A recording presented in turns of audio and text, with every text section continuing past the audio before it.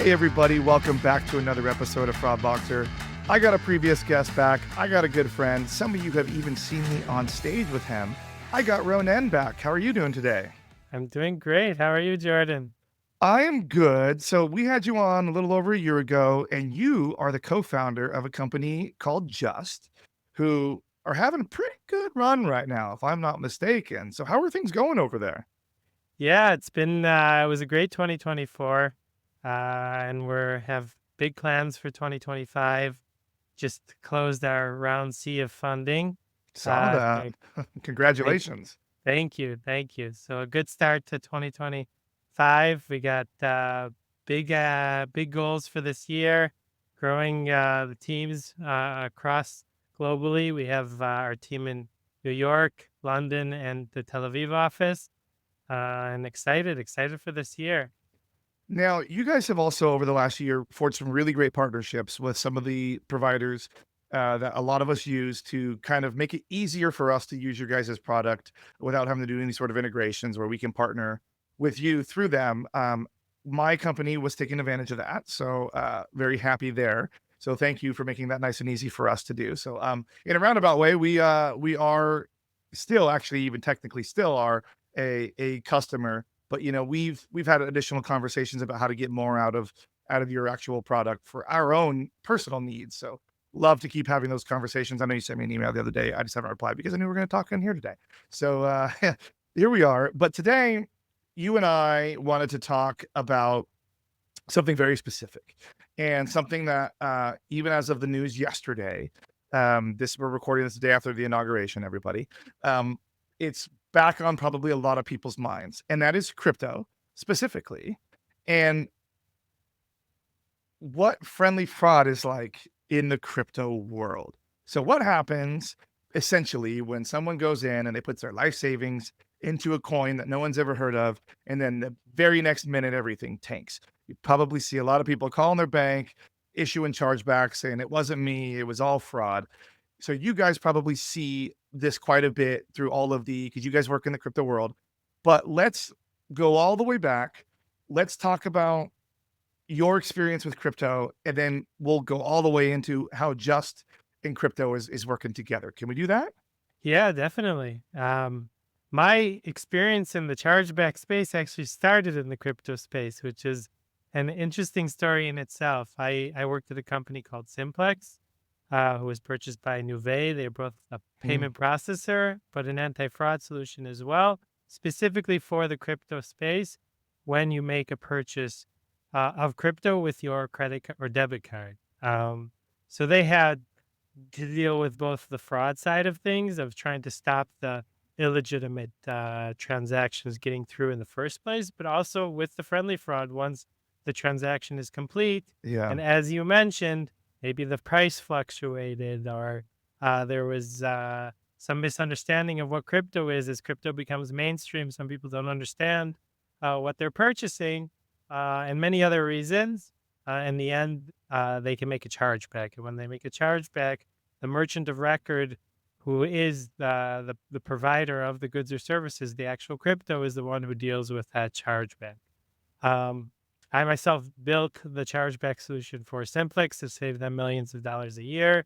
I actually looked for a solution on the market when I was working there and didn't see one that solved my pain point of what I saw of dealing with the volumes and fluctuations of volumes without actually hurting the quality of the evidence. So you Yeah, can because I go. feel like crypto is like I worked in gift cards, and we actually took crypto, but we took crypto through like where we would never touch the coin. It was just settled in the wallet for us, and then we just took the US dollars.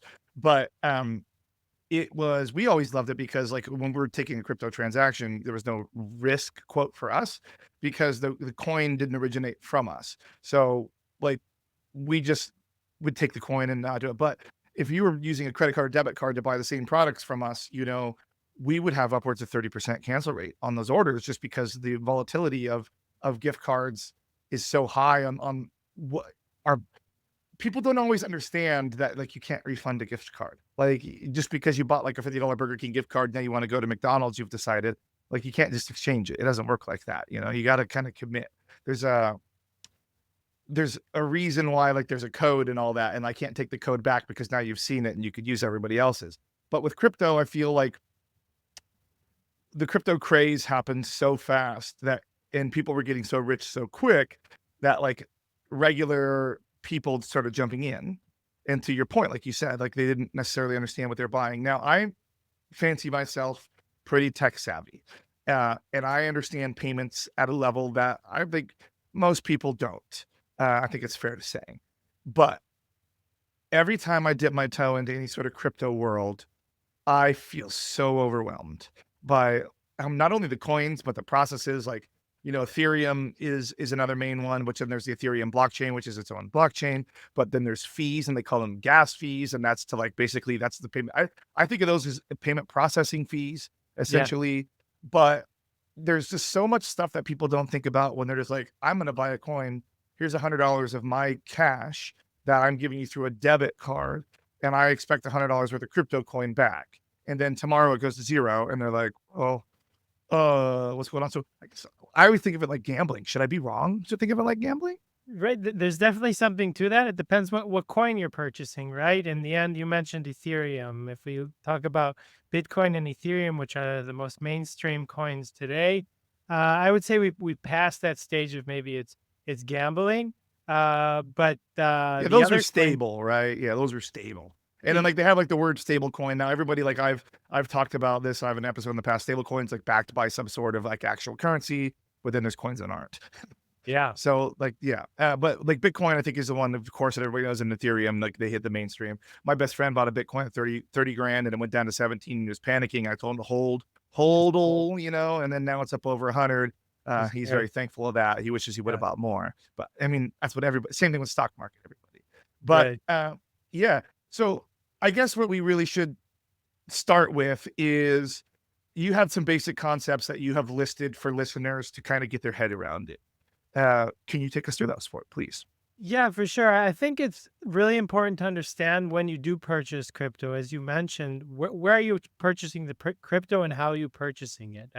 It's usually called the on-ramp stage, right? When you're actually taking your fiat currency, excuse me, and taking that currency and making a purchase of cryptocurrency. So that's the on-ramp stage. And when you do that on-ramp stage, how are you making that purchase? Are you going through an exchange where you are going to do a direct purchase on the blockchain and you could put whatever crypto address you want there? Or are you going through an exchange where it's a custodial wallet and you don't actually own the private key? And they will hold your cryptocurrencies. If you want to take it off of their platform, you could transfer it to a different wallet where you do hold the private key, but you do have to know that when you do make that purchase as many times on that exchange, they own the private key, which means that you're kind of trusting them with your Mhm. cryptocurrency. So they basically have to exist. So if they go bankrupt or FTX themselves out of existence, like you essentially lose your stuff. Cause that's where like I always get confused is like there's the people that say like, oh, I had 500 coins on a USB drive. And that's where I always personally would have my mind. It's like, I only know about buying stuff on like a Coinbase or a crypto.com personally. So I always just think that my coin's stored in there, so how do I get it out of there? And I just I never really understood the old way of like how you would get it from like a hard drive to a hard drive, but I guess it's private keys would be the answer to that, so I'd have my own key Exactly. that could decrypt and unopen that wallet. Um, Exactly. Yeah. So got it. yeah. So for like a Coinbase, they are a custodial wallet where they own your private key. And then if you'd want to move it over to a wallet where you own the private key, you could do that. And what you mentioned, you can even take it off line completely and have And it that's how on. nobody can steal it from me is once it's in my Right. own hard drive. I just got to remember where I put it. Exactly. Yes. Now, what's the difference between a wallet and an exchange? Because I feel like some wallets are also exchanges, but that's not the case always, right? Exactly. There's a lot of wallets out there that's just to store your crypto. You can't actually purchase crypto on their platform, but once you do have crypto, you can store it on their platform, and you can store different types of coins on that wallet. And there's the wallets where it's a custodial wallet where they own the private key, or the Mm. wallet where it's a non-custodial wallet where you own your private key. There are wallets, as you mentioned, that you can actually make a purchase of crypto. You could do that on ramp stage, as I mentioned. Okay. Many of those wallets aren't actually the merchant of record, though. They're working with some third party that is allowing them Really? to do the purchase. Yes. So they're merchant of record processing on those things. So okay, so they're not holding the liability to an extent. Um, got it. That's Right. interesting. That's Yeah, it super really interesting. depends on the wallet. A lot of them are working with a merchant of record behind the scenes that if you do the on ramp through them. I had no idea about that. So let's kind of pivot into now the fraud that comes with that, because I think everybody always thinks, like stealing a coin as fraud. So could you kind of tell us some of the general fraud that happens in the crypto space, specifically, that's Yeah, more unique to that space? yeah, for sure. I'll say something that's interesting about both true fraud and friendly fraud in the crypto space. I always say that the toughest true fraudsters and toughest friendly fraudsters sit in this space. And why do I say that? Because three main reasons. It's instant, it's liquid, and it's Yeah. pseudonymous. And so why is it instant? In the end, let's compare it to going online. If I was a fraudster or friendly fraudster and I purchase a couch, in the end, when I make that purchase of the couch, it's going to take several weeks till the couch actually arrives to my address. With crypto, it's instant. The moment I make Mhm. that purchase, I'm going to see that crypto in my crypto wallet. Same thing Uh, with our gift cards back in the day. As soon as they made the purchase, they had the gift card. There was no, never mind, I don't want to make this purchase anymore. It's like it exists, it's theirs, they own it now. Exactly. I love you made that analogy because I see a lot of similarities in several aspects to gift cards, even the scams that you see.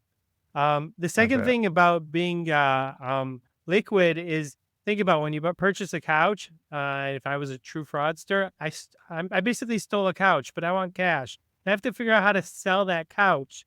I have a physical object. When I have crypto, A, that is a form of currency, but B, Mm, I could quickly switch that into any other fiat currency, USD and or any other fiat currency quite quickly. So it's liquid, and I won't say it's completely anonymous. I say it's pseudonymous because it's not like a couch where you purchase and you have to send an actual physical address and somebody knows the physical address that the couch is being sent to.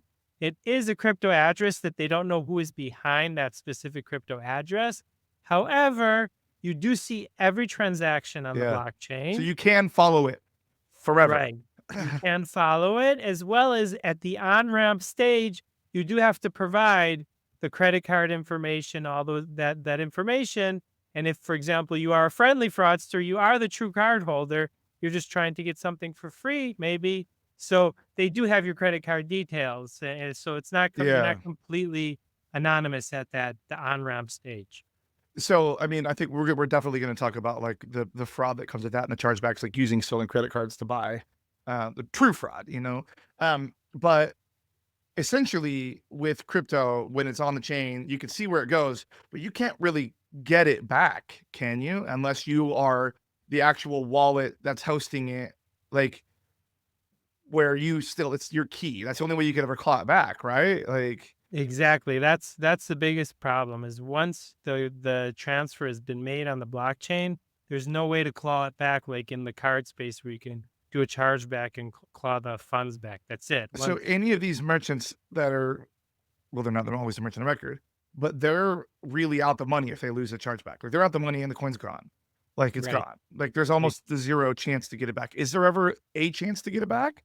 so I would I would call the two scenarios in when you're in exchange either that it's the direct purchase on the blockchain where you don't control the funds and you send it to whatever crypto address the That would be more customer like an asks. exchange, right? Like, I would change one coin to another coin, because then there's real no chargeback rights on that, right? Like, if I'm changing Bitcoin to like a bunch of Ethereum, that's a one-to-one transaction as far as they're concerned, right? Right. If you do crypto to crypto, there's no way to do it. If you are at the on-ramp stage with Yeah. the Okay. credit card, then you can actually do a chargeback. And that's where consumers are getting their funds back, right? Is when they do a chargeback on the on-ramp stage.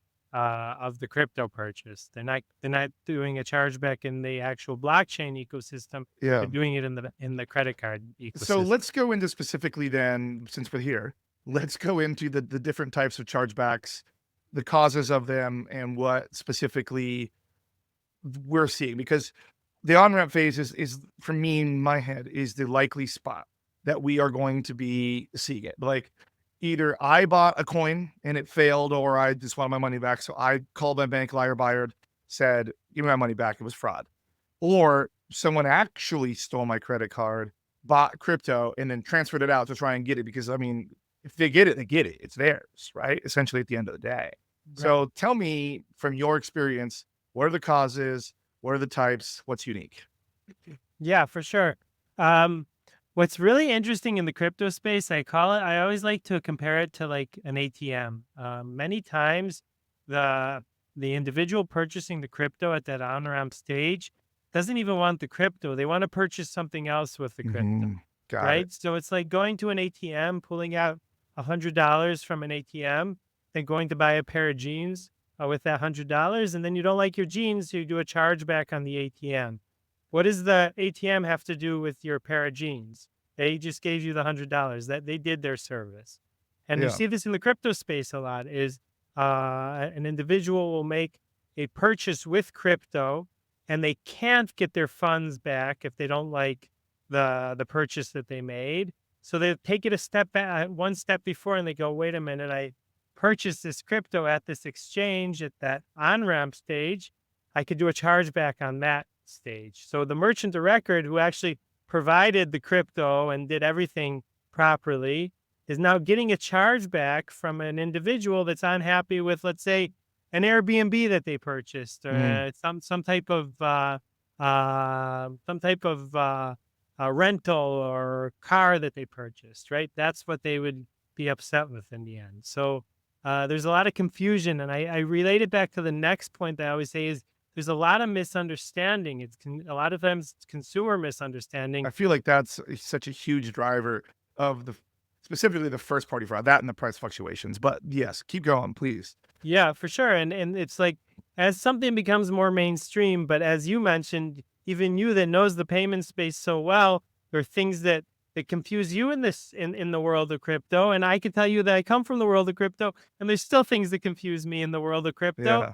Think of somebody who doesn't know this world and just heard that it's this new way to invest in money, or someone told them to make a purchase in this way, and there's a lot of misunderstandings, and they don't understand what they're actually purchasing, which causes in the end a lot of chargebacks. And when you do look, you don't always get these, but when you do get the issuer responses of why they're doing a chargeback, many times the issuer response doesn't even say anything about crypto. It's talking about some other product that they purchased Mm. when it was a crypto purchase. It was a purchase. You purchased $100 So with they're the still going crypto. down the line to what they were trying to buy with the crypto. Uh, Exactly. Exactly. so that's super interesting because I think like I don't know, I guess for me, when I really peeled back the layers of crypto, to me, it's not much different than the stock market essentially as an item.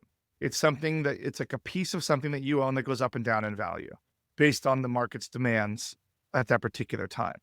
So there's not really a whole lot of difference. It's just I think how the transaction is recorded on the blockchain and where you can see where it goes is the main difference. And then the rapid volatility is because the stock market has certain levers, in place, like the 10%, thing where it pulls the lever and it stops trading for a while to slow everybody down. Those sorts of things to try and circuit breakers to try and slow down like any sort of bad, so we don't wind up in the 1930s again. But with crypto, it's essentially a stock that you're buying that can go up and down infinitely 24 hours a day, 7 days a week, that like people can come on. And I feel like people just, especially people that are further away from it, like I'm close enough to it that I have apprehensions about doing it. When people that just saw some guy driving, an Aventador down the street and they say he just made his money in crypto. And the first thing they type in Google crypto and they go to the first thing and they buy some crypto thinking that that's going to happen to them tomorrow when it's not, like if you look at like the guy, like just like I said, we're recording this after the day after inauguration. There was a coin that went out after a certain US president yesterday. that started out in the morning with a bunch of money and then went to zero. And people are freaking out because these are folks that just they have a hero. His name's on a crypto, which he's talked about crypto before, and they thought that they were going to be buying into him and his idea and his agenda and his new thing that he's doing for the world. When really it was a guy that you can see it on the blockchain. Like he has like what 82% of all of the coins were in his wallet, and he's like, I don't know what happened, and people are calling him out on Twitter because he, even in his part of it, didn't realize how much can be seen. But like then there's all these poor people that are on fixed income, but they have a hero and they thought they were buying into him and helping him. They give all of their money and now they have no money. And like, I Yeah. feel like there's just so much that like the further you're away from it, it sounds easier, but the closer you get to it, you realize how complicated it is. But some people don't take that time to get close enough to it to understand the complications. Does that make sense at all? Totally, and that's why there's so much buyer's remorse, which causes chargebacks in the end, right? It can be from like a coin that you mentioned. I usually call those the shit coins, the Yep, I coins love it. that I when I did my first one of these, I had to specifically censor the word shitcoin on there. But yeah, there's stable coins and there's shit coins. Everybody, right, stables are backed by real currency, and then there's shit coins, which somebody's just trying to play on your emotions. right, and exactly, and in the end, when you have that buyer's remorse, you realize that maybe the coin. There's a lot of coins out there that are just a scam, and you Yeah, want to get your I money believe the back. official term, and you even have it on here, is illiquid coins. Is that what it is? But I think the scientific term is shitcoin. So yeah, but even with the more legitimate coins, even with Bitcoin and Ethereum, Bitcoin, as you mentioned, you have a friend that the price dropped drastically from where he purchased. It happened to me too, and with Bitcoin. And if you're not someone who knows to just okay, just hold on, wait, it's probably going Yep. to go back up at some point. People want to get their money back, and you'll see a lot when the price drops, and for Bitcoin or for Ethereum you'll see a lot more chargebacks coming in because of that. Yeah, Bitcoin's at $107,000 as of today when we're recording this, which is bonkers. So I got a quick story. Like, and Chris, and he listens to the show from time to time. He was my old boss when I worked at the gift card company. But like I said, we took Bitcoins. But when we all got our bonuses, I went and bought like an Xbox, games and stuff. They were all buying crypto when it was $500 a pop, and I was like making fun of them. I was like, "Well, I can't believe you guys are buying these ridiculous things." As they spent their whole bonuses on it, all of them. Like, and he called me like a year and a half later when it popped to like 30,000 the first time, and he's like, "Just paid cash for a house in Oakland." I'm like, it was just like I just missed that gravy train, and I could have been sitting.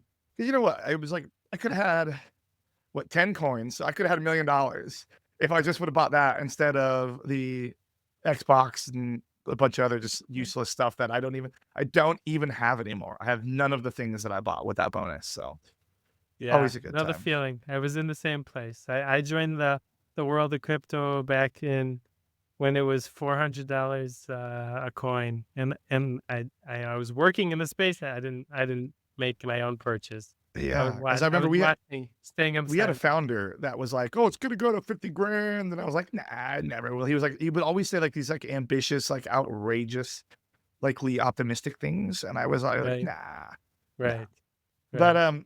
I think like another thing too, like that we and you have it on your notes here, and I'm just gonna bring it up this way because um it's important and that we need to talk about it is the scams that ask you to pay with crypto. And that Yep, could probably be a huge vector too, I could imagine, because you get Keanu Reeves giving you a phone call, or like the other on the news the other day, Brad Pitt, saying he loves you so much and he wants to marry you.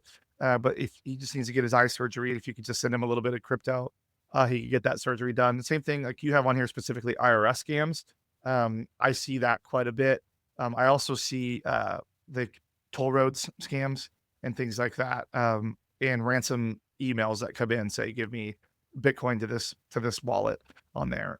So I could see people falling for those and then realizing that they fell for those things and then charging it back to get their money back from the exchange. That again is like you said is not the actual problem here. It was where they sent the money to. So can you talk about yeah, that a little bit? yeah. That's a great point. I think it really relates to what we were saying earlier, that it's very similar to the gift card space. You see very similar scams in the gift card space. trying to reach out to the older generation, and that doesn't know anything about crypto, and say, there's an issue with your IRS payment, and you could just send it through crypto, or there's an They wouldn't issue have to with, leave the house anymore. yeah. There was even a tech support scam that we see a lot, is where they actually they reach out to you on your computer saying there's an issue with your computer. You give them access to your computer. They say they fixed your computer. While they have still access to your screen, they have you go to a crypto website and send them crypto. It's not And they now have have your not only have you paid for nothing, but now they see all of your the payment process, and they can continue to do additional purchases on your behalf on that once you've opened that account just like on Beekeeper. yeah. Um, yeah, it's the scams are like we know we've been talking about it for a couple of years now. The fraud and chargebacks are still a lot of dollars.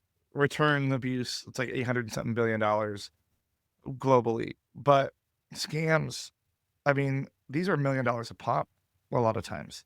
These aren't a $500 Lululemon purchase. These are like life savings going out the door overnight. And it I don't think there's enough being done to address it, and that's a story for another day. Uh, but the crypto has made it so much easier because, like, now, like, I was going to buy gift cards for my team for Christmas, and there's a lot of people buying gift cards at the same moment in time. We're all fighting over each other, like which ones we're going to pull off the rack. But they ask you a lot of questions now at checkout. Like, did anybody ask you to buy these? Why are you buying these? Uh, And that's to stop the scams, but now they don't even have to send people to the store. They can just send them to a crypto exchange and essentially get the same money with less likelihood that it's even going to be canceled, because once they get the coin out of there, it's off, like we were just talking, and it's theirs forever. They can exchange it, which they often do. They exchange it into another type of currency, another type of cryptocurrency, and then they just tumble until it's like they can exit it, Now, am I right in saying that there's companies now that like monitor blockchain to try and find out and specifically identify who individuals are that are doing this? Like, aren't there actual companies that are doing blockchain monitoring now? And it's like, are there any government agencies doing that you know of, the chance? Yeah, there are. There's definitely a lot more trying to be done on the blockchain itself to see if you could find the bad actors. Um, but what's interesting there is that even if you like blacklist a list of problematic crypto addresses, they can just change the address very quickly, and it's like a game of cat and mouse to try and Yeah, catch up and continue to find the bad actors there. that's so crazy. Like, it's just the crypto is such just it's still a wild west, and no matter how much people have like tried to tame it, it's just I feel like every time they find a new way to make it more wild west. Definitely. So Right. back to our normal topic at hand here. Uh, what do crypto merchants need to do differently to stop some of these things? Because some of them, it seems like almost they can't. I mean, my mind immediately goes to 3D Secure, 3D Secure all the transactions and be done with it. But that stuff's starting to change a little bit with what's happening with Vamp coming down the line this year. Um, how ratios are calculated with fraud and non-fraud. Like, is there anything like what do you think can be done? Yeah. So in regards to stopping it, I think you're right. 3DS having a strong anti-fraud solution in place can also really help stop it, and an anti-fraud solution that knows the crypto space. Crypto chargebacks and fraud is very different than the rest of the Yeah, type of fraud that you see. So it's very important that you have something like that in place. But yeah, that knows VPNs and things like that because crypto people are paranoid people. exactly. Yeah. A lot of times those are good transactions. It's just, Hmm. and in let's say the retail space, this would definitely be flagged as a bad transaction. In the crypto space, it could be a good transaction if you know what the profile of a good transaction is in the space. Once you actually get the chargeback, though, what's interesting is how to build that evidence to recover the most funds possible for you, because there's always something I say about a chargeback in general. When you have a chargeback and you want to recover and it's illegitimate, you want to recover those funds, you have to have two key pieces to your solution. The first is knowing the rules and regulations of the card schemes and understanding what data you have in your specific end user flow that can be relevant for those rules, but also understanding who is actually reviewing the evidence on the other side. And usually it's the issuer side that has about 3 minutes to review your evidence. And they usually Mhm. don't know your industry very well, especially crypto industry, which is an industry that is less mainstream than, let's say, retail. The individual reviewing that document may not really know the industry. And that's what's so important about when you build your evidence, really thinking about those two pieces. And how do I tell the story of I'm the merchant of record?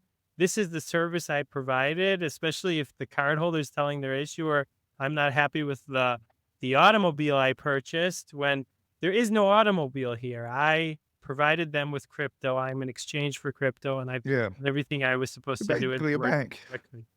Right. Yeah, Exactly. so that's what you guys do. So, what have you guys found out in your journey of doing these representments for companies, for crypto companies, for companies that are in this space? What have you guys learned that works and is successful?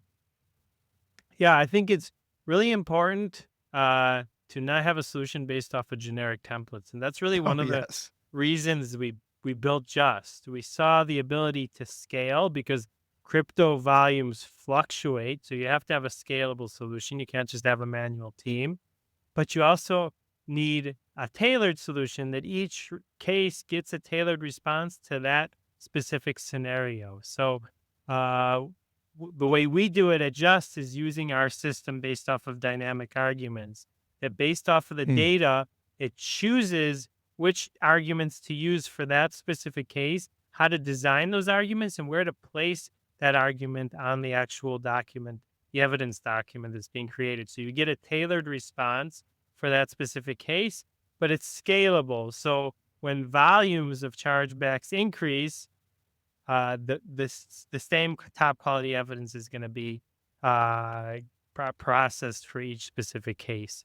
that And that's interesting. I think, like, the volumes, people don't understand, like, some of the volumes that some larger merchants come through, like, you know, I've worked at companies where we did all of our chargebacks by hand, and I've worked at enterprise, like Fortune 100 merchants where we did all our chargebacks by hand, and the team is very large, and they can only do, like, 4 an hour when they're building these cases, and that is when you're getting 30, 40,000 chargebacks a year, like, that's not a sustainable amount, but there are merchants that are getting 30,000 chargebacks a month, and what do you do about that, you know? And, like, especially when, like, let's say it's like Apple, you know, and, like, I'm not saying that you guys do any other stuff, so I don't want anybody to think that at all, but I'm just saying, like, all of those different purchases for an iPhone, for a computer, you know, for iTunes Store, for music, for ringtones, all of those different things is it needs a different type of response, you know? Where did it go? When did it go there? How did it get? What did they buy? Oh, it's activated. Okay.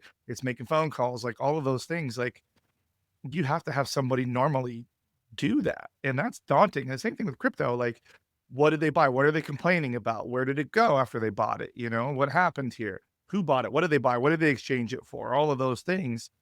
So you guys could do that all automatically then, is that what you're saying? exactly, and that's what it's interesting. I was just in a meeting with a very large merchant in the United States, and we are talking about that exact same thing. That you have a large team, and you could do basic automation. You could take a template and inject the data into a template, and probably scale your solution. And he was laughing. He's like, "Yeah, that's exactly what we did."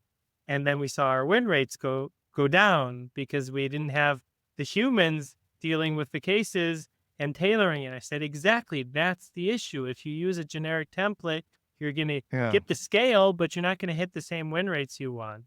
Yeah. Yeah. There's, another player in the same space that they've been around for decades, and they have, like, a template that they use, and it always has driven me crazy because it's the most boring, shitty template to look at.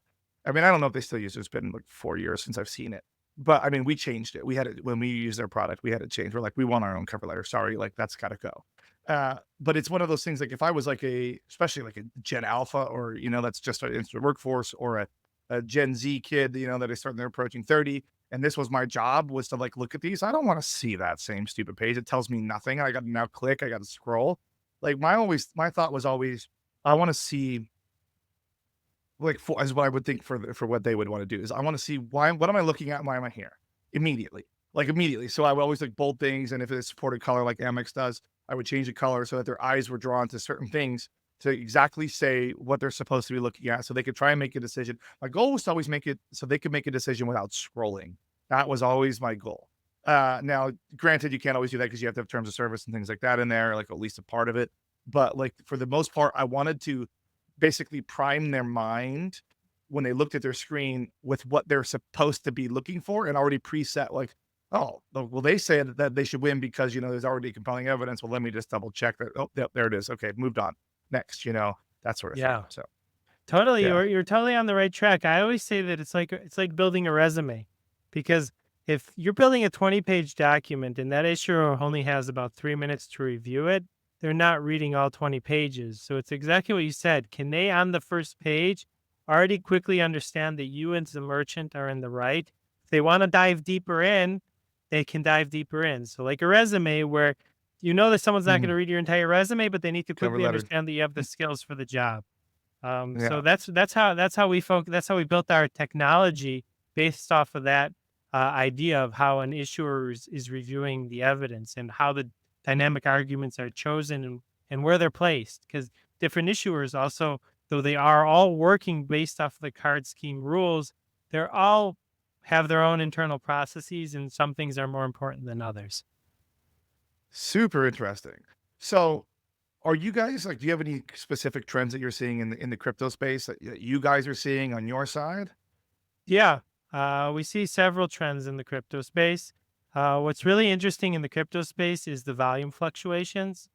You see it in every industry, especially like during the high holiday season. You see increase in volume, so increase in chargebacks. But because, as you mentioned, it's kind of like the stock market, investing in crypto, the fluctuations in the crypto prices will change what's happening in regards to volumes of chargebacks. So when crypto prices drop, what merchants of record Mhm. in the crypto space usually see is lower transaction volumes Yes. when Yep. and then higher chargebacks because you have the buyer's remorse. Yep. So it's just a recipe for disaster where you're probably going to go into the high risk programs of the card schemes because, okay, your volumes dropped, but the chargebacks are going to come in up to 120 days later. Mhm. Due to that, you may have a month or two, you might go into the high risk program. Yeah, well, now with, like, Vamp too, like, it's gonna get super crazy because now the acquirers, like, that are processing payments for these merchant of record companies are gonna feel the pain too when the volatility of crypto, like, I don't think it's like a fully baked thing. I understand why they're trying to do it. I understand that they're trying to, like, get more people to do more diligence overall, but, I don't think it was the right approach, but that's just me, I think the acquirers don't really have a whole lot of say in like what they're gonna have to be playing portfolio. I think you're gonna see more interesting and innovative merchants lose their processing and have to go to more high risk processors, which who knows what's gonna happen with high risk processing now when that thing, it's just maybe everybody's just gonna have to take crypto anyway. But like I don't know. I see like that's crazy. Like Definitely. Yeah, it's going to be really interesting to see how Vamp affects the industry. It's putting more responsibility on the merchants and on the acquirers, and then who are ultimately going to be stricter with their merchants, as you said, and mhm, our merchants going to lose their processing because of that. It's going to be very interesting. What's also interesting is what the trend we see around KYC, because we see it in like the gaming, get the mhm. gambling industry, Yep. and in the crypto industry. That a lot of times at a certain volume level, they'll ask for KYC. It's of course a decision on a merchant if they want to request KYC because there's more friction doing that. But once you do have a KYC of an actual card holder, and then there's a fraud chargeback, Yeah, so I was gonna s- go with that.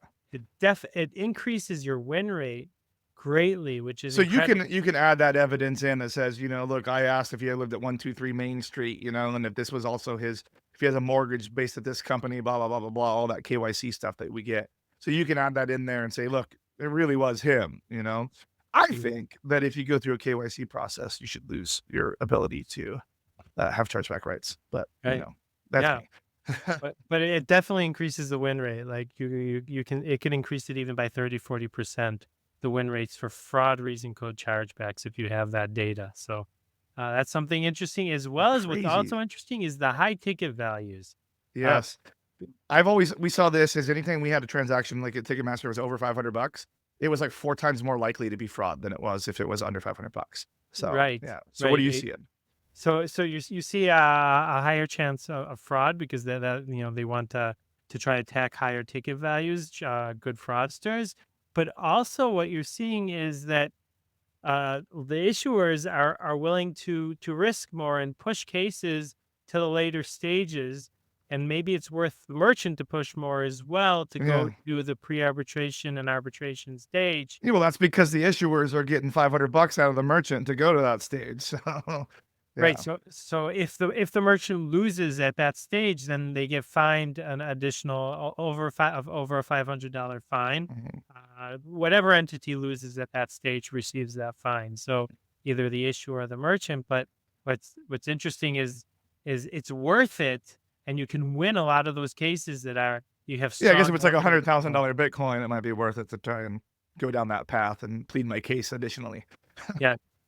Yes. Super interesting there. So, what are some of the more unique things that you guys are doing to help me when I get maybe to an arbitration step or make it so I don't get to an arbitration step? Yeah, exactly. So as I mentioned, we have the dynamic argument process to make a tailored solution at scale, but we don't stop there because let's say we get an overall 60-70% win rate on your cases. There is an opportunity to even improve the win rate further. So what we do is we call them the weak spots. We find what are your weak spots, Hmm. subcategories where the win rate may only be at 10-15%, and that are impactful areas. And that's where we start running A/B tests to try and improve the win rate for those subsections to overall improve your win rate over time. So whenever we get a win rate for a merchant, though it's higher than they had before, we always say to a merchant, we're not stopping here. We're going to take it to the next I like stage that. to improve it even more. So the more chargebacks that run through our system, the smarter our system becomes. Utilizing the KYC, super key, whether a merchant's doing it or just, we always recommend specific data points for merchants to send to us that are the most impactful data points to bring the win rate higher. KYC is definitely one of those data points, as well as our third party enrichment. So, of course, you have your PSP data that we integrate with the PSP or your merchant data, the data we ask from you. But there's other data we can use in the ecosystem to strengthen the evidence. So, for example, in crypto, we're integrated with the blockchains for all the different types of crypto. So, all we need from you is the actual crypto address, and then we go and find the proof Huh. of the delivery of that actual So you can crypto. see it like sitting in the wallet and see that it was transferred out and all those sorts of things. Exactly. So that, That's really cool.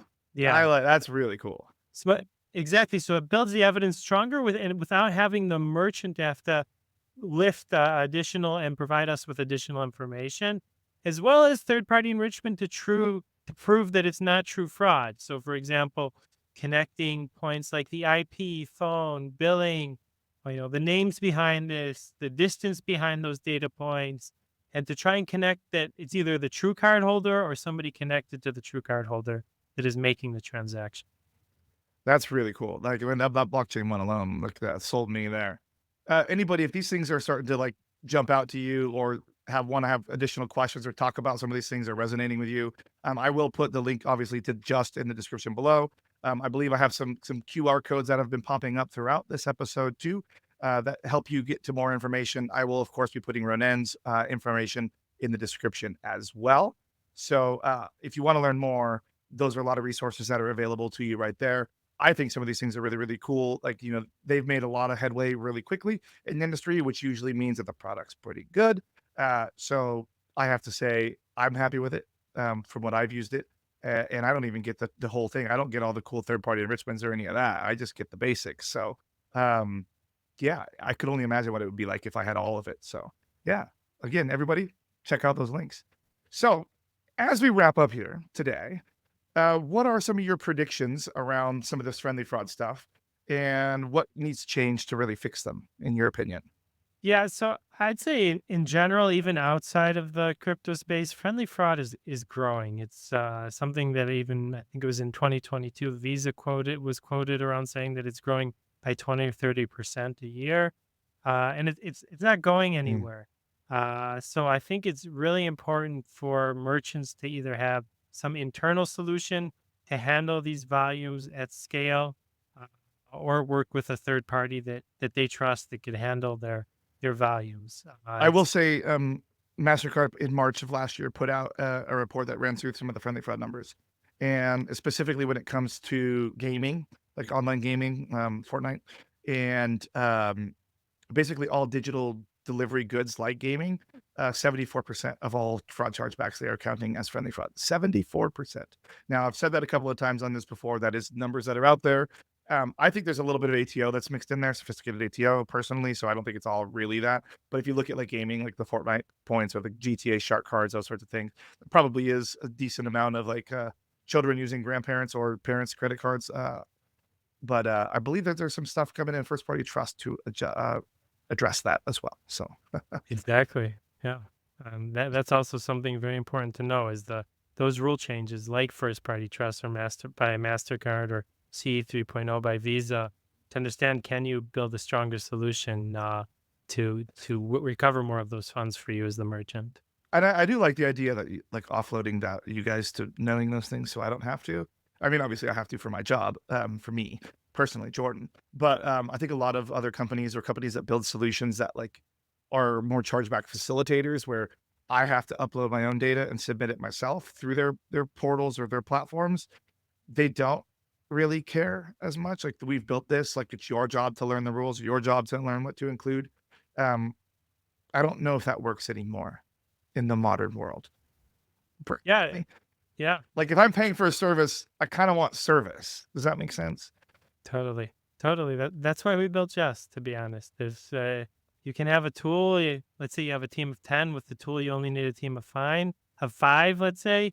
In the end, when volumes increase, that team of five is going to have a challenge just like the team of 10 was to get to all the cases and to stay up to date with all the rules, regulations. And we see that many times when merchant will come over to us because they can't get to all the volumes and we'll look at how they're building their evidence and not even according to the rules of the card. Yeah, I think people like they spend so long like thinking like more information, pile more information on there pleads their case, but that's not necessarily like you can't put a whole bunch of irrelevant information in this case. Like that's just a waste of time and everybody's time. And I think like some of them have addressed it a little bit by lowering the page of what I think it's like. Correct me if I'm wrong. Like some of them are it's like 12. You only have 12 pages now. When you used to be able to have just a bunch of pages on there, like you could just. I remember one time when I first started at a company, they were including their entire terms of service, and it was like 17 pages just in that document alone. And I was Right. like, guys, like no one's reading this. Like No. you only need the clause like that Right. pertains to this. Yeah, no one has time to read that.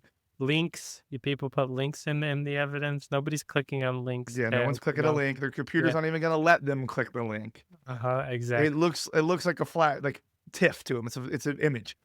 Yeah. Okay, so what else you got at predictions? We got two more.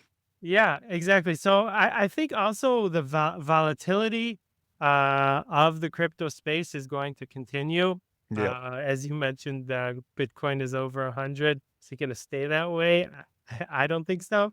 I think it's going to go up. It's going to go back I think it's down. gonna go up. I think it's gonna hit $1 million. I now am a believer. I think it's gonna hit $1 million.